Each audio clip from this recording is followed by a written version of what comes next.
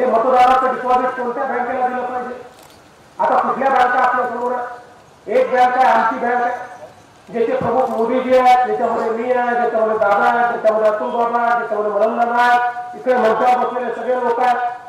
आमच्या बँकेचा बोर्ड फार चमचमीत नसेल, आमच्या बँकेचा दरवाजा हा सोन्या चांदीचा नसेल, पण एक गोष्ट सांगतो, तुमच्या मताचं डिपॉझिट जर आमच्या बँकेमध्ये ठेवलं तर 5 वर्षामध्ये तुम्हाला 5 विकासाचा त्या ठिकाणी इंटरेस्ट आम्ही देऊ आणि व्याजासहित तुमचं डिपॉझिट परत करू. आणि दुसरीकडे कुठल्या बँका? एक बँक आहे राहुल बाबा आणि पृथ्वीराज बाबा यांच्या नेतृत्वाखाली. आता त्या बँकेची दिवाळखोरी कशी निघाली आहे हे सांगण्याची आवश्यकता नाही आहे, पूर्ण देशातच दिवाळखोरी निघाली आहे.